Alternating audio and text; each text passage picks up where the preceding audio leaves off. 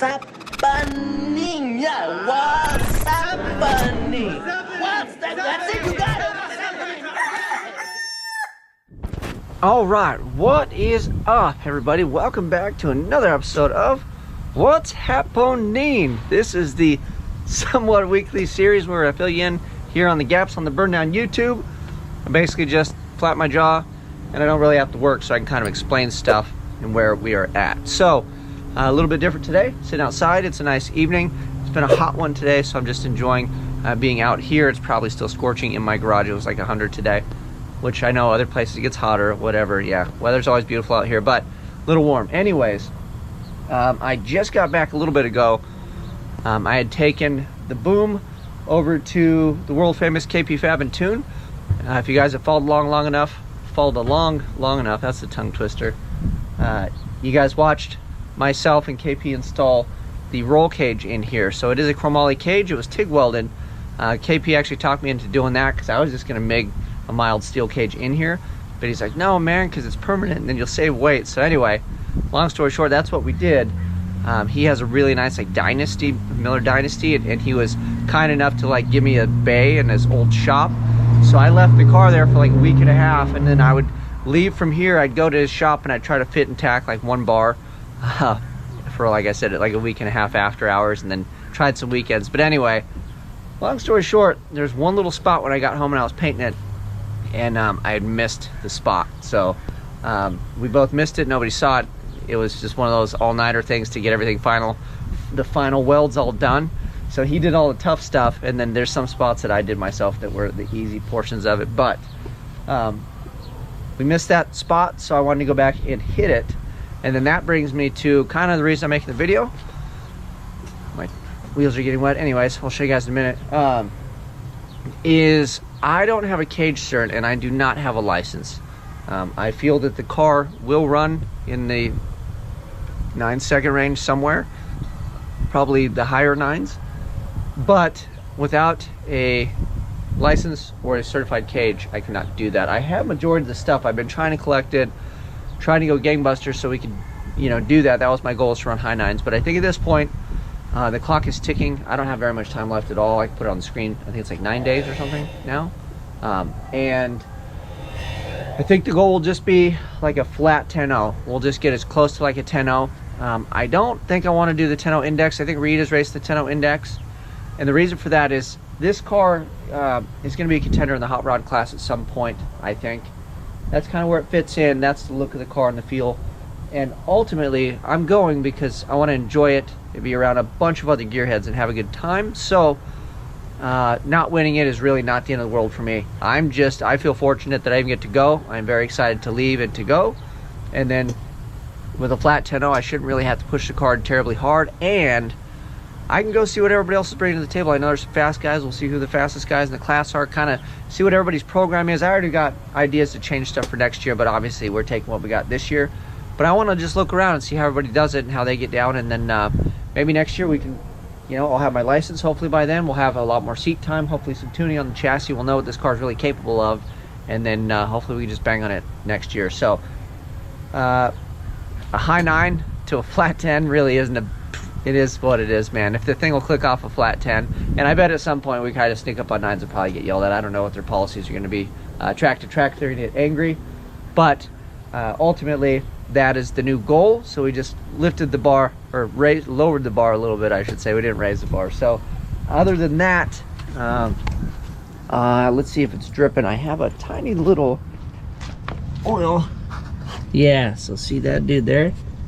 So I think it's the pan or something. So I'm glad we drove it, and then I parked it. I saw it at KP, so it's not really a big deal. But those are the things you find when you do some shakedowns. And again, we'll get it done here. We'll seal it out. We'll make sure it's good. We'll put, we'll drive it around and do whatever we got to do.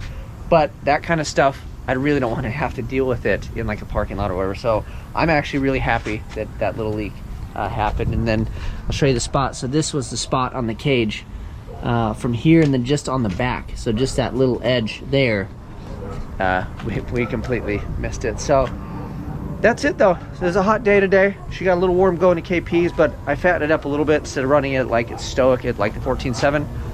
We are a little bit fatter than that and seem to like it. And then these goodies showed up today and they're getting sprinkled on. So I went with these.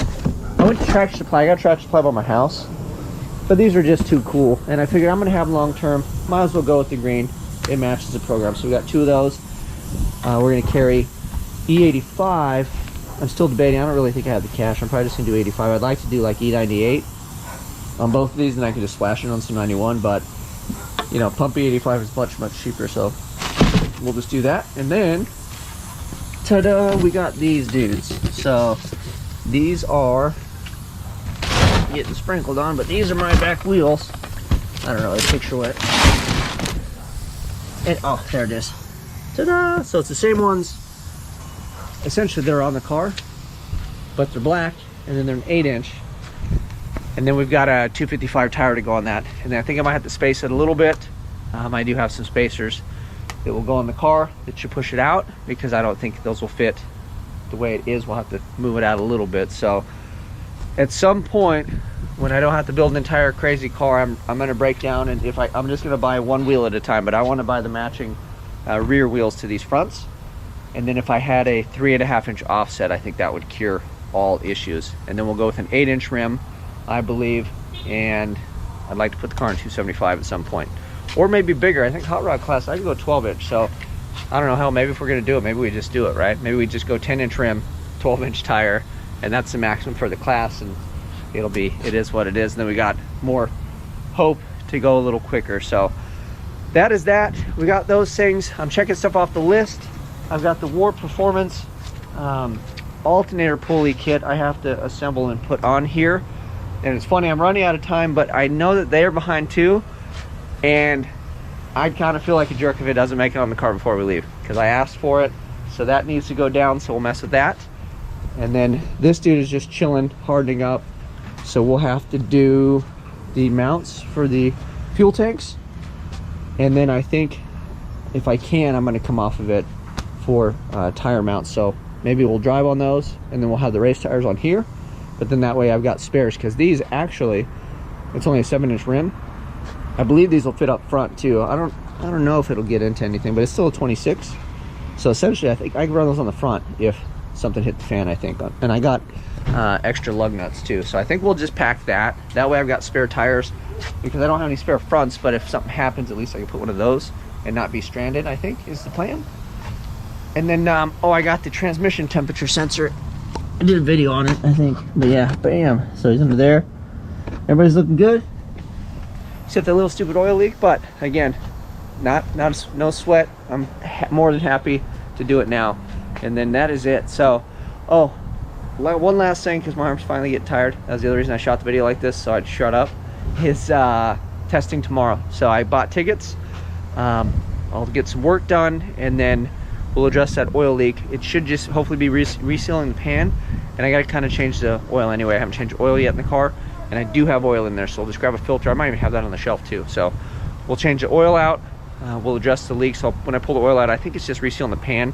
The little there's that little spot where you silicone it. I probably didn't put enough or something, who knows. So we'll just triple check that, tighten up whatever we got to do, throw some fresh oil in it, and then we are rock and roll. We'll test tomorrow. We're just going to test it kind of where it's at. I know that I can go from like a 10 to 15 pounds. We'll just hit it on the gate. We'll see how it goes. If it sticks, and we'll hit it on 10, and then maybe we'll give it a whack at 15 just to see what it'll do in the 8th mile, just because we're there. So hopefully these tires hold. I'm not gonna have the new tires now. We're just gonna run the roached out ones. But that is it. Thank you guys for following along. I'm getting excited. John got tickets, so he's gonna be here 2 days early to kind of help me situate stuff. And then this is the last weekend that I got. I leave next week for Rocky Mountain Race Week. So this little dude needs to get situated. Oh, I gotta get tires too. I found some tires at Tractor Supply that are a little taller than these, so I'm hoping that'll do it. And then we're just gonna pack the hell out of the bearings with high temp grease and cross our fingers. Granted, like literally I have to drive like 50 miles an hour in this thing anyway, so I think we'll be good. But that is it. Thank you guys so much for watching. Follow along. I cannot wait to bring you videos. I made a whole like new intro for all the Rocky Mountain Race Week videos, and I'm gonna put it in a separate playlist, so it'll be easy to find. You can go to the playlist and watch it. And yeah, so that is it. I gotta go eat dinner. You guys like, subscribe, share. You know what to do. I'm out.